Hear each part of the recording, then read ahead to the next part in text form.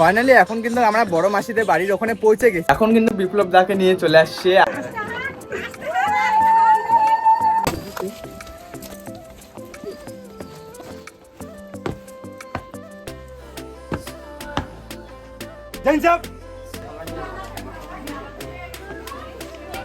হ্যাঁ, খুব ভালো লাগছে। ভালো।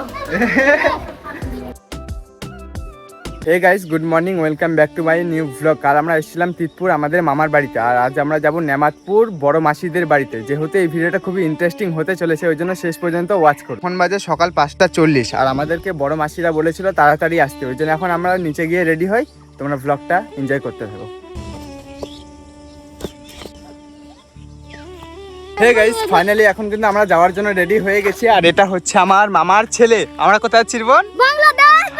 এখন কিন্তু আমরা রেডি হয়ে গেছি, আর নিচে গিয়ে সবার সাথে তোমাদের পরিচিত করি।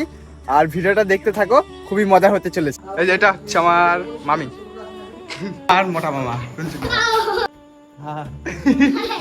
আর এটা হচ্ছে আমার দিদা। আমার দিদা না, এটা হচ্ছে সব মাসির মা, আমার নানি।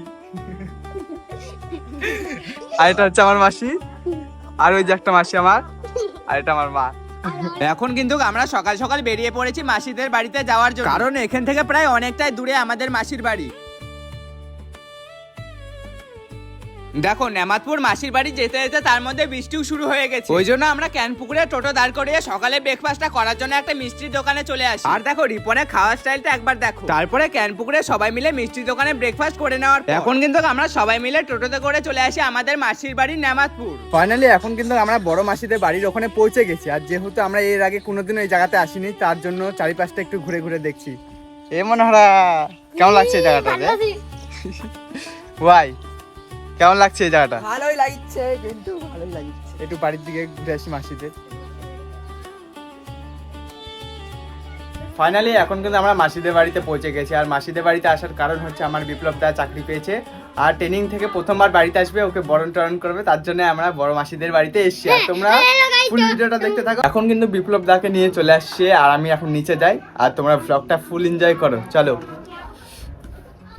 এখন কিন্তু দাদা আর্মি ট্রেনিং করে প্রথমবার বাড়িতে আসলো, ওই জন্য দেখো এখন দাদা গাড়ি থেকে নামতে সবাই দেখো মালা পরিয়ে কত সুন্দর করে ফুল ছিটাচ্ছে। যেহেতু দাদা অনেকদিন পর ট্রেনিং করে বাড়িতে এসেছে, তার জন্য ওকে দেখে আমার মামা তো একদম হেভি খুশি হয়ে গেছে। তার জন্য এখন আমারও অনেক খুশি হচ্ছে, যেহেতু এই রাস্তার মধ্যে গাড়ি ঢুকবে না, তার কারণে ওখানে দাদাকে নামিয়ে সবাই মালা পরিয়ে ফুল ছিটাতে ছিটাতে বাড়ির ওখানে নিয়ে আসলো। এর আগে আমি কখনো এরকম কিছু সামনে থেকে দেখি, তার কারণে এটাই আমার জীবনে ফার্স্ট এক্সপেরিয়েন্স। এখন কিন্তু দাদা বাড়ির সামনে পৌঁছে গেছে। এটা হচ্ছে আমার মাসি আর মেশো, মানে ওনার মা আর বাবা।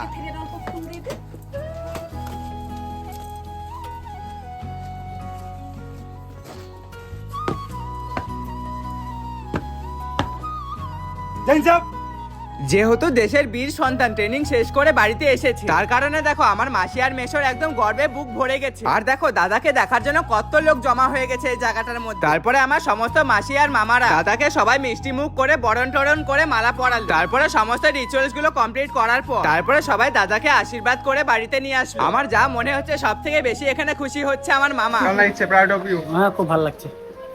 ভালো। এখন সব মাসিরা আরতি টারতি করলো। এখন বিপ্লব দা, এই যে বিপ্লব দা, কিছু বলতে যাও নাকি? কেমন লাগছে? বড় হয় কি হবে? কি হবে? দেখতেই পেলে যে সমস্ত জিনিস সবাই মিলে বরণ টরণ করে দাদাকে বাড়িতে নিয়ে আসালো। আর আমার একটা জিনিস খুবই ভালো লেগেছে, যখন দাদা প্যারেড করে এসে নিজের মা বাবাকে টুপিগুলো পরালো, তখন সেই সিনটা আমার খুবই ভালো লেগেছে, অসাম একদম। আর তোমাদের কেমন লেগেছে একবার বলে দিও কমেন্টে।